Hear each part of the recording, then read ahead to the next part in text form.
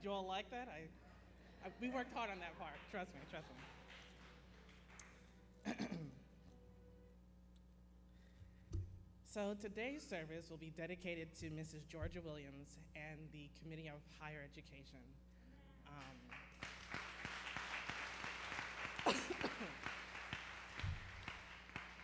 With everything that's happened recently, I just thought it would make sense, and I hope that she knows that she was greatly appreciated and will be greatly missed. And our hearts are with you, Mr. Williams, and your family.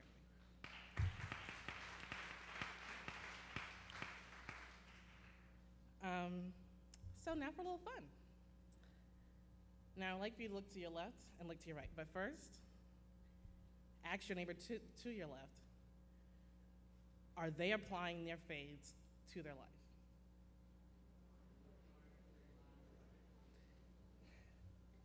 Now ask your neighbor on your right, are you applying your faith to your life?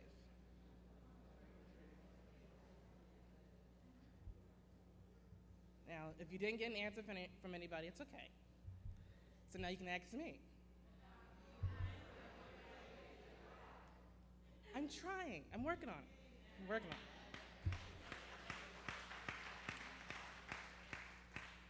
Now, when I was approached about doing this sermon, I can honestly say I wasn't sure. I just graduated for the second time from SUNY Plattsburgh with a degree in second bachelor's degree in magazine journalism, and I told Tanya, thank you. I told Tanya, I said, I don't know if I have anything to say. I will be a graduate with no job, and I don't know what I can tell anybody. So this is a little much for me. But as I thought about my time both at SUNY Plattsburgh and at Florida A&M University, I thought, I think I have something. And I think the running thing for me was my faith and how I made it through those two experiences.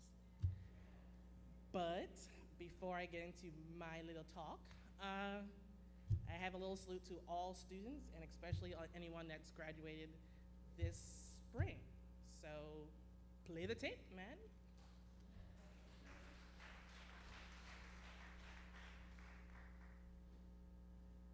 Favorite of all our annual traditions at Nightly News. We looked into our own archives today and we discovered we have been at this, saluting college graduates this way for over 30 years.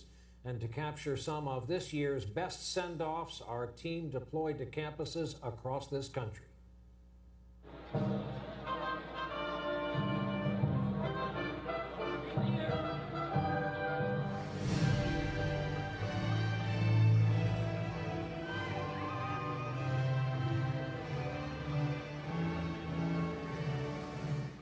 You will change the world. I want you to take the craziest dream you ever had, and I want you to go out there. I don't want you to dream, I want you to do.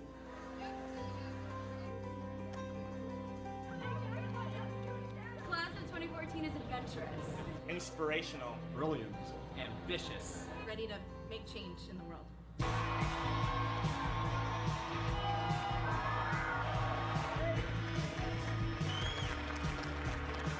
I think this orientation is better for you, the audience. You achieve big things, not with one big step, but with many small steps. I feel on top of the world now. I feel relieved. We made it. Graduates, smile, because I'm taking a selfie.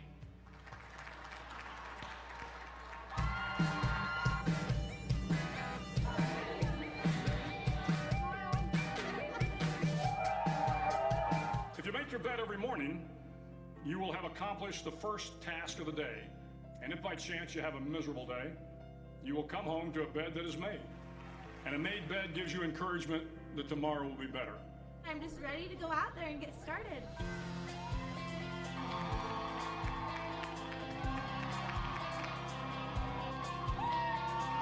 I know all of you are so proud today, but I will tell you as a mother myself, your families are more proud. How proud can I be? I can't be any prouder. I'm just so Proud proud of myself and proud of my mom that we got to do it together. She's an amazing kid. She worked really hard for this. So when this ceremony is over, but you're still in that gown, let them hug you and let them hug you for a little bit longer. They will look back on today and say that was one of the happiest days of my life.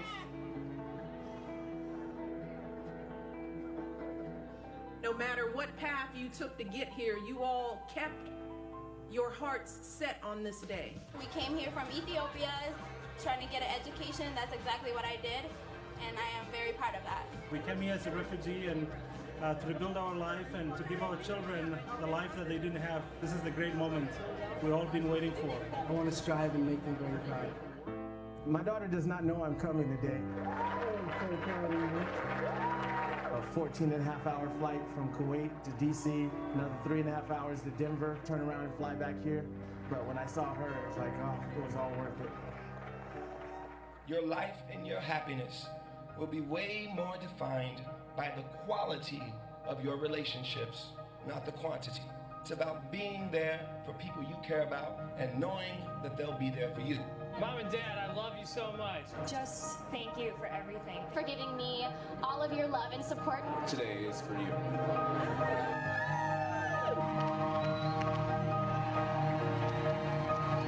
I am the class of 2014. We are the class of 2014! 2014! 2014! Congratulations!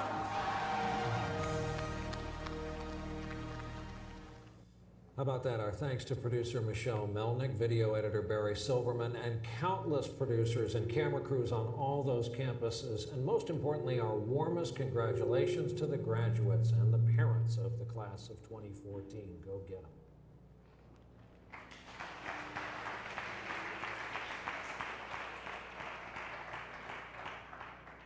Now, I don't know about you, but I love a good commencement speech. So I love a good commencement speech, so that's why I wanted to play that in honor of those. Is that?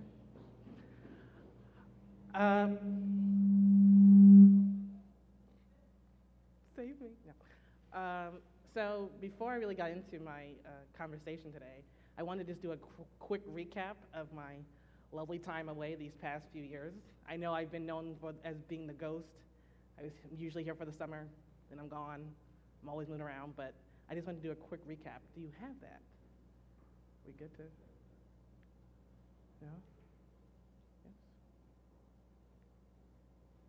Anything? The PowerPoint? No?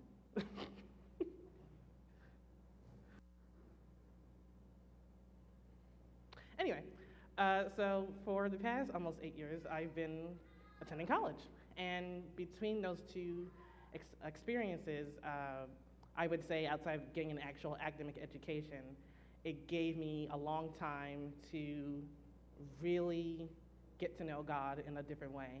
In terms of I was really on my own, and it was time for me to get intimate. And so in that time, I would say it has been quite the experience. So when I was attending Florida A&M University in Tallahassee, Florida, I would say that in that 5-year period, that my faith was lukewarmish. I believed, and I knew that there was something greater that existed other than myself. But when I found myself coming across different situations where things weren't working out the way I was hoping for, my faith wasn't that strong. And by the time I got to SUNY Plattsburgh in 2012, up until now, at points it was still a little rocky, but I finally began to understand some of the things I had been taught not only here, but at the churches I had been attending, both in Tallahassee and a little bit in Plattsburgh. And suddenly things began to make much more sense. So just wanted to give a breakdown of that. I guess you can't really see it, but it's there. And so I would say over this past 8 years that I have gone from being lukewarm to really, really working and really trying to get my faith to a place where as I continue to go on in life, it won't be as fragile and as easily broken whenever something goes wrong. And I think as you go on in life, you get that. It slowly begins to make sense.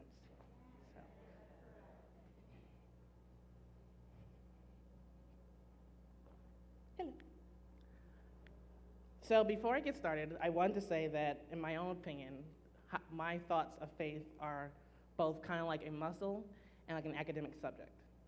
A muscle in that if you don't work at it, work it out, really try to get an understanding of it, especially for you young folks, it turns to flab. It's just there, not really used.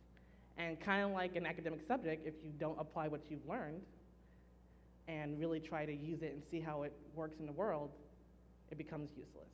So I hope that as you continue to grow, and especially if you are in college, that you really turn to your faith, because you will find it's really helpful. I know I found myself plenty of times in my room going, please, God, please. So, I wish you luck if you are in college or if you're in high school, whatever. I wish you luck. So my sermon today is called Only When Applied. And again, as I went through my time both at Florida A&M and at SUNY Plattsburgh, I saw that my faith was something that kept me going. Even when it was lukewarm, I knew it was there. And I knew I had plenty of people praying for me, rooting for me, all those things. But at the same time, I still needed to work on it, and it wasn't that great. And so I've been trying to get better at it. So my sermon today will cover all those scriptures that we read earlier, and hopefully all will find it useful. So beginning with Hosea. I'm usually on Facebook like all the time. I think I have a slight addiction, but it's another story. And all the time I can give credit to a lot of my friends who are way more spiritually grounded than myself. They are always posting something inspirational, something from the Bible, whatever, on their Facebook page. And occasionally you'll see the interesting or inspirational Bible verse. And so for me, Hosea was one of those chapters that stood out to me. And when I read chapter 4, looking at verses 1 through 3 specifically, it really got me to thinking about how sometimes we allow ourselves, maybe sometimes by accident or human nature. Did I do something? No. Sometimes by accident or natural human nature, where we allow ourselves to get caught up in the little stuff, whether it be gossip or someone did this to this person or something on the job or something in school with a friend or a teacher or a class, whatever. And you find yourself getting so caught up in these things that it literally drains your energy. There is nothing positive that comes from it. You walk away and you're just like, ugh. And over time you begin to realize, what the heck am I doing? Like this is making no sense. And you have to begin to reanalyze. At least I know I do. And so I think what I got out of those scriptures is that we sit there and we allow ourselves to get too caught up in that stuff, and it's really not worth it. So work on that. I know for me, verse 6 of Hosea really got to me in chapter 4. And I think it talks about quite a few things that a lot of us get caught up in, sometimes for the good and sometimes for the bad, such as the things that we may not always have, like knowledge, or sometimes we lack knowledge, or sometimes we're just not applying what we know, and we're rejecting it, and we're turning away from it, and it's just making our lives much more hectic than it has to be. And so I think, if anything, those verses are saying, take a look at yourself. Take a look at what you're doing, who you're interacting with, and how you're behaving. It may not be the best thing for you.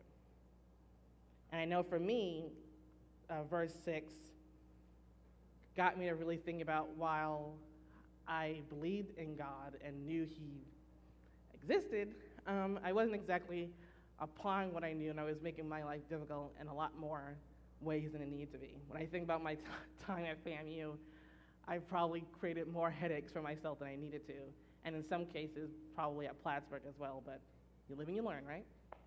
So if you find yourself in a situation where you are constantly running up a brick wall, or you're constantly finding yourselves in these little designs of chaos, take a moment, step back, and you'll begin to see that, you know, you might need to make some changes. So think about that. Now, moving on to James and the first chapter there. For me, I really, when I first read James, I have to say, I like the way he calls you out on your faith. And if you really read it, it's a real game changer and a checker. If you are someone who knows that your faith is not that great, or is not that strong as it needs to be or should be, if you know you're someone who every time you have a problem, you, instead of running to God and talking to him and being your full and honest self, you do the complete opposite. You don't even attempt to go there. Then reading James will get you. At least I know it got me. Now, I know for most people, when you have a problem, the last thing you do is go, "Oh, joy! I'm going to learn something from this today. Yay!" I know for me, I've never really gotten that way up until recently. Up until recently, I would panic, or I would go, "Oh Lord, why?" But I try now to see the lessons that there might be. But in order to get there, you have to take a step back. You have to really take a breath. Try that with me.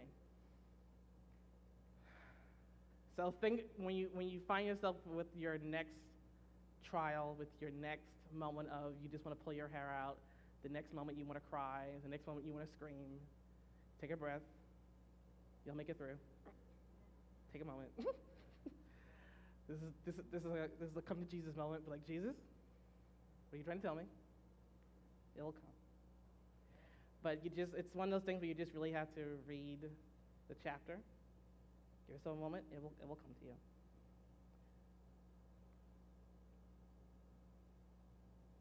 Again, when I would face a problem, both at SUNY Plattsburgh and at FAMU, I wasn't exactly always turning to God that way. I was just, why? Why is this happening? But after a while, you begin to see the connection. At least I know I did for myself. So if you take a moment, I'm sure, if you take a moment and think about your own lives, and every time you come up against a problem, you will see that there is either a lesson or some certain pattern where there's a bigger lesson. Even if you're young, it'll happen to you too. Just give yourself a moment. It'll come. It'll come. So my suggestion in using those verses would be, really try to find the lesson in that negative. It took me a long time to understand that even when you are facing a really serious problem, that there is always a positive in there. You just have to squint in your eye. It's there. It's really hard to see at first, but it's there. And when you see, you're like, "Oh, that. Now I get it." So usually for the most part, I believe that every negative situation, there's always a positive and there's always a lesson. So go, even for y'all. And finally, for me, looking at the last couple of verses of 22 to 25 in James, if you're going to call yourself a believer, if you're going to call yourself a Christian or a person of faith, then it really needs to be something that you work on. It's how you live your life in terms of when you're faced with various situations, be it good or be it bad, regardless if you're a student or an adult in the working world. How you respond to situations is your spiritual message.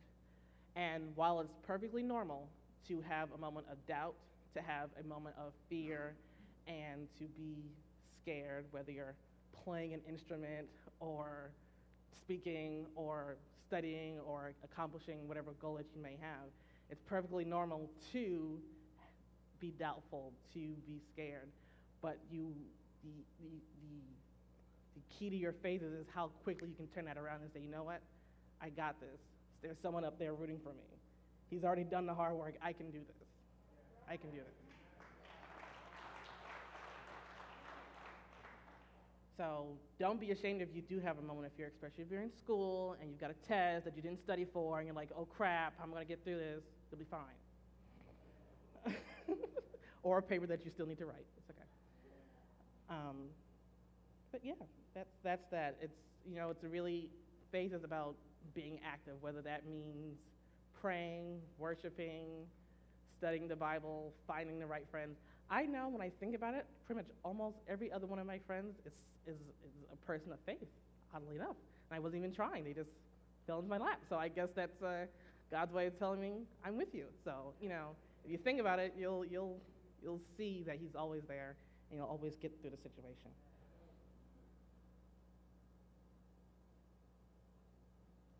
So when you think about your life and whether or not you are really using your faith, I would hope that you recognize if you are having a problem and you figure out your solution and how to do that. Take moments, take today, take every day to figure out, well, did I apply my faith today?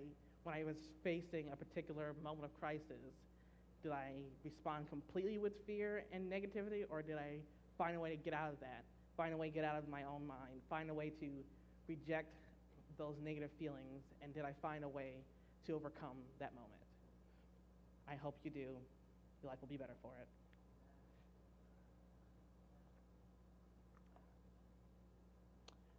For me, I know that whenever I'm facing a problem now, or whenever I'm looking to get stronger in my faith, I do my best to come to church. I do my best to pray. I have, I think, more than enough friends who are faithful people, who I turn to for advice. And I'm not pubbing her show, but I do watch over Super Soul Sunday when I get out of here every week, and it works. So check it out.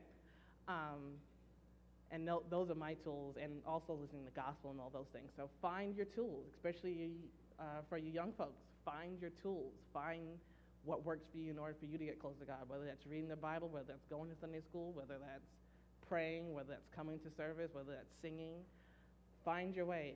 There are tools there.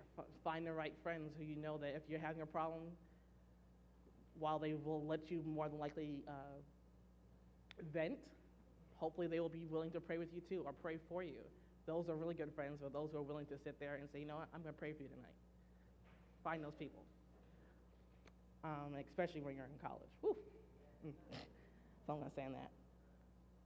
So for me, and I hope for you, I know that God is alive, and Jesus is waiting on all of us to get it together, to call on him when not only we're having a problem, but even in good times. I thank God for pretty much every good thing that happens. As soon as something good happens, I'm like, thank you.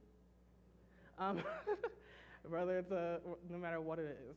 And so I hope that you will do the same and continue to do the same. And if today was an opportunity for you to realize, you know what, I got some things I need to work on, then I hope I did my job. So in the end, I ask, are you applying your faith or aren't you?